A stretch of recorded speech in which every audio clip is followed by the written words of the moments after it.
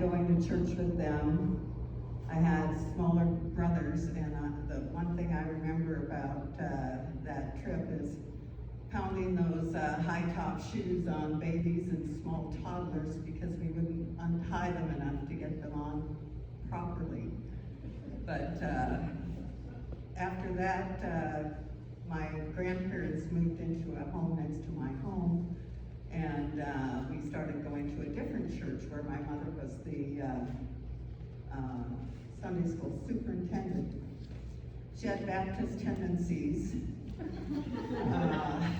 So we spent an hour in Sunday school, then an hour in church, and then there were also potlucks and prayer meetings and Bible study and women's group or girls groups.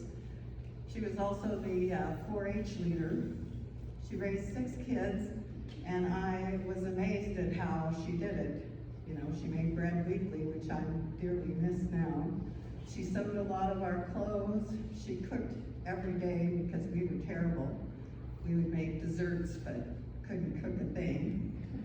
She shopped weekly, and she washed clothes every Saturday. Every Saturday we had to collect all the dirty clothes and strip the sheets, and she would wash them in the wringer washer in the basement. My sister did us a favor when she was about 6 years old.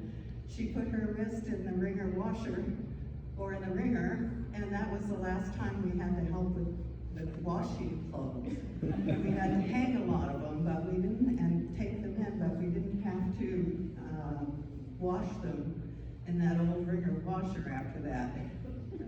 My mom even hung clothes out in the winter time, and when we took them in, the jeans would stand up in the corner.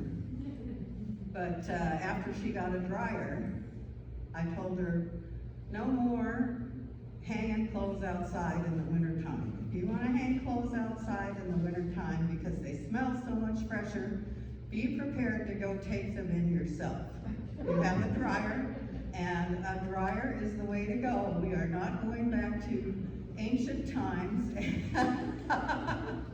I let her put her hands on my stomach when she came in from hauling in those clothes, but I never went out in the wintertime again after she had a dryer. It was so cold in northern Minnesota that my goal was to get out of Minnesota, get out of the cold Minnesota down to the Sun Belt, Minneapolis, St. Paul.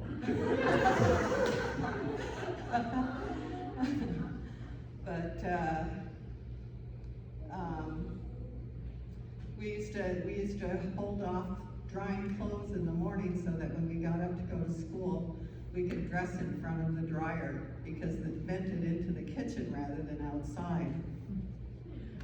My mom got into devotions in about 7th grade for me. She decided we should have devotions every morning, and that didn't go over well.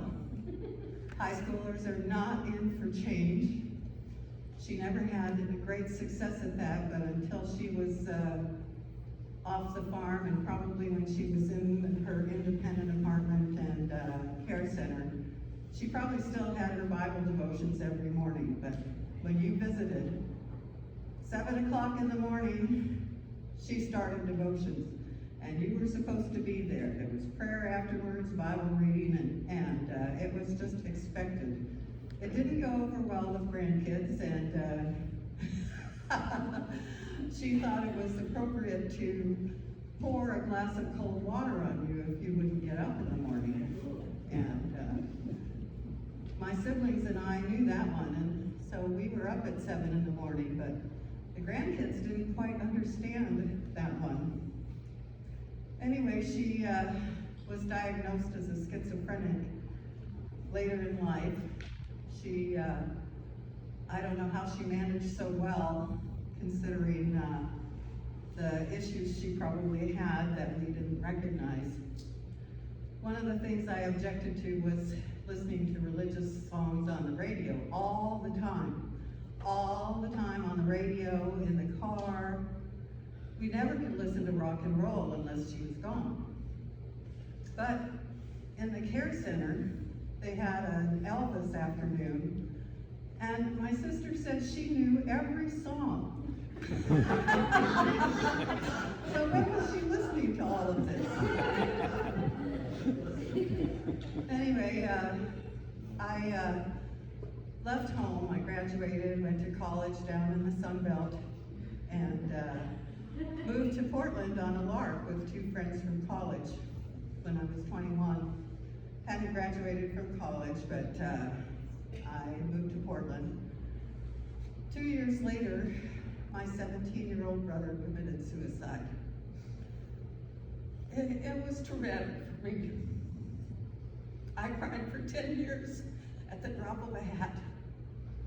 I finally was able to put that beside me a little bit. And I don't know if that's why I have such a terrible memory about things, because I don't want to bring that up. It just still really hurts. I never figured out why a talented 17-year-old would take his own life.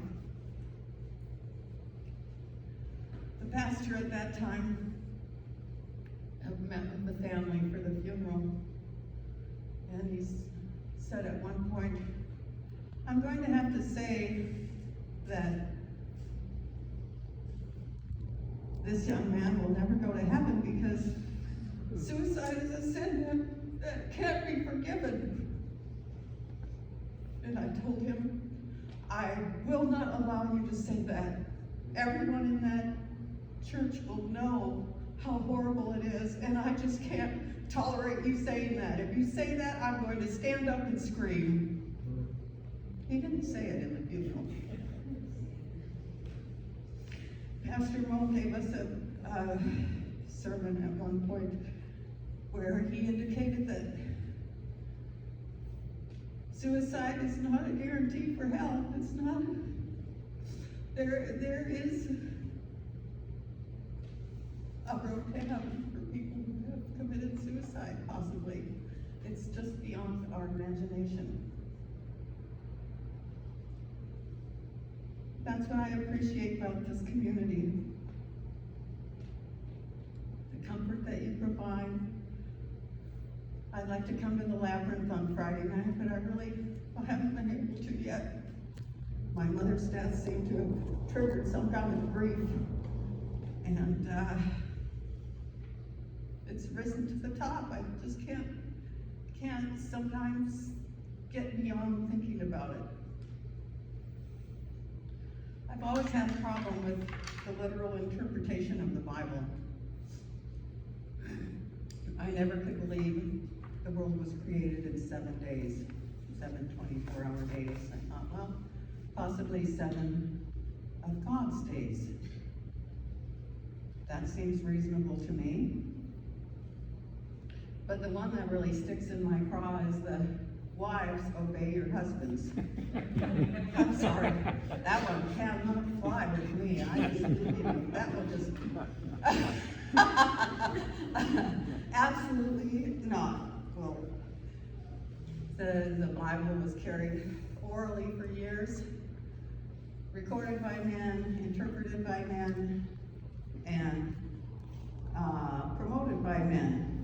So the fact that there are a few errors promoted seems reasonable to me.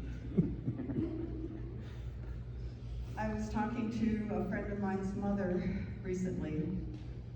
She's in her 80s and she's lost both of her daughters, my friend included. And the last time I talked to her, she said, "I felt my daughter's presence. She told me life is beyond what we can imagine. Life after death is beyond what we can imagine." And when I look at nature, when I look at animals, birds, flowers, our bodies, the galaxy, I know that there is a God. And I have faith that there is something after life beyond what we can imagine. This church has been really valuable to me, as have all my church communities. One way we we can show our appreciation and our support is through our giving. I've always, as long as I've been a member of a church and attended regularly, which, except for an 18-year period, at 18 I have done pretty faithfully, I've always budgeted a monthly amount for my giving, my charitable giving. And I haven't been doing really well increasing it annually, but I'm looking at my budget trying to figure that out. And one of the ways that I can help with the finances of the church is to give stock. I purchased some stock when I was in my 20s and have been reinvesting it ever since. So it's built up quite a bit, and one of the advantages of giving stock is I don't have to know what the basis is. I don't have to claim the difference between what I paid for it and what I sold it at as income. I can claim the whole amount that I donate as a charitable gift. So that's a little plus in itself. And it's important that we all look at how we can support our community. Where we spend our money, how we spend our money. That's a good sign of our priorities.